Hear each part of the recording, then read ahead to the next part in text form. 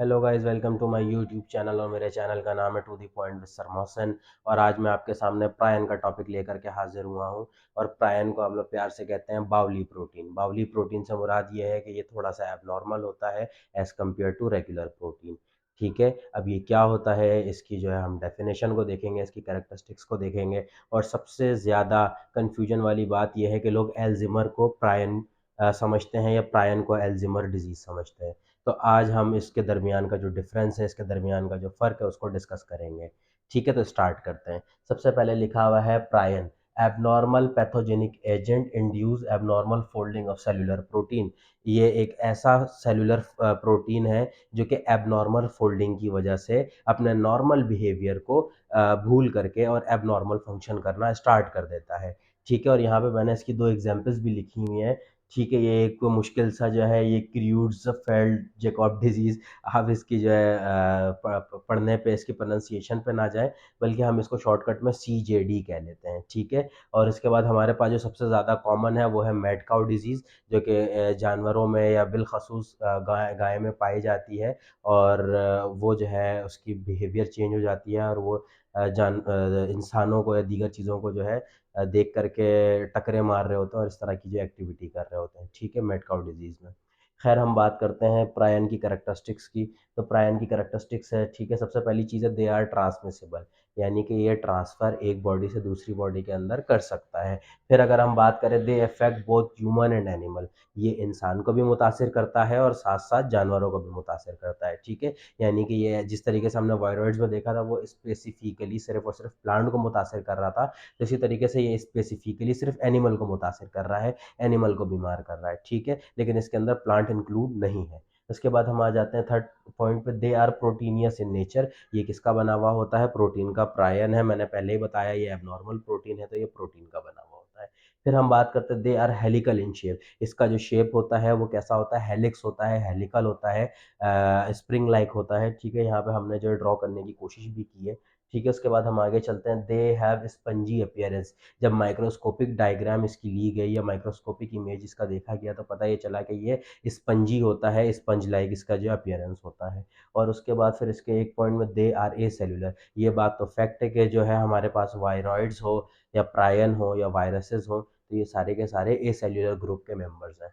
और last point लिखा हुआ है, दे कैन इफेक्ट ब्रेन। ये किसको मुतासिर कर सकता है? दिमाग को, दिमाग के सेल को मुतासिर कर सकता है। लेकिन इसका हरगिज़ मतलब ये नहीं कि ये एल्ज़ीमर्स है या फिर डिमेंशिया है। ठीक है, अब हम इसके कंपैरिजन में बात करते हैं एल्ज़ीमर की। तो हमारे पास एल्ज़ीमर की जो डिज़ीज़ लिखी हुई है, इसकी यहाँ पे एग्जांपल मैंने लिखी है डिमेंशिया। ठीक है, डिमेंशिया कहते हैं भूलने की बीमारी को। डिमेंशिया कहते हैं भूल जाने की। लोग अक्सर जो है खाना खाना भूल जाते हैं या पानी पीना भूल जाते हैं। ठीक है, लेकिन ये बहुत ज़्यादा कॉमन आजकल पाया जा रहा है, क्योंकि जो है जैसे जैसे हमारे डिप्रेशन बढ़ रहे हैं, तो उस तरीके से जो इस तरह की बीमारियां भी बहुत ज़्यादा बढ़ रही हैं। ठीक है, तो एल्ज़ीमर की अगर हम कैरेक्टरिस्टिक्स के बारे में पढ़े, तो Alzheimer is not a prion disease. पहली बात मैंने क्या लिख दी कि भाई एल्ज़ीमर और प्रायन दो अलग अलग चीज़ें हैं। इन दोनों का एक दूसरे से कनेक्शन हो सकता है, लेकिन ये दोनों सेम चीज़ें नहीं हैं। ठीक है, सेकंड पॉइंट में कहता है, this is the disease of abnormal protein. ये भी एबनॉर्मल प्रोटीन की डिजीज है, जो कि इससे पहले हमने देखा कि हमारे पास प्रायन भी एबनॉर्मल प्रोटीन था, ये भी एबनॉर्मल प्रोटीन है। ठीक है, उसके बाद कह रहा है क्लम्पिंग इन ब्रेन। ये एबनॉर्मल प्रोटीन है जो कि जम जाता है, इकट्ठा हो जाता है ब्रेन सेल्स के पास। In this disease brain become cheese like. Cheese like से मुराद ये है कि ब्रेन हमारा जगह जगह से होल चीज, जिस तरीके से चीज का स्ट्रक्चर होता है, पूरी बॉडी सॉलिड और कहीं कहीं पे होल, तो बिल्कुल इसी तरीके से इसमें भी हमारे ब्रेन का स्ट्रक्चर ऐसा ही हो जाता है। उसके बाद हम बात करें, scientist have discovered link between Alzheimer and mad cow disease. ठीक है, साइंसदानों ने काफ़ी तहकीक के बाद, ईयर था 2009, और इसके अंदर जो है एल्जिमर और मैड काउ डिजीज़ के दरमियान लिंक, कनेक्शन डिस्कवर कर लिया।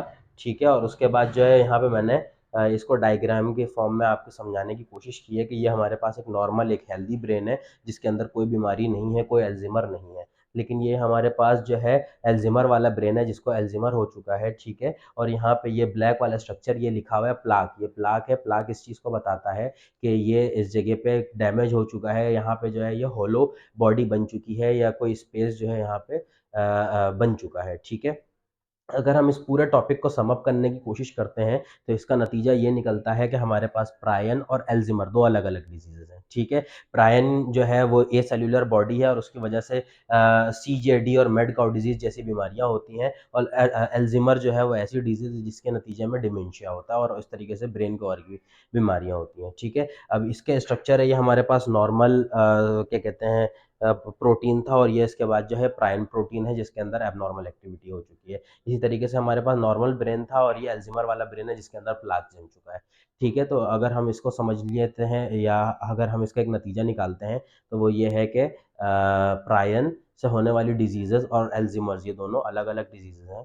मुझे उम्मीद है आपको मेरी वीडियो पसंद आई होगी। अगर आपको मेरी वीडियो पसंद आए तो मेरे चैनल को सब्सक्राइब, मेरी वीडियो को लाइक करें, और मुझे कमेंट करके बताएँ कि मैं आइंदा कौन से टॉपिक पे वीडियो बनाऊँ। Thank you.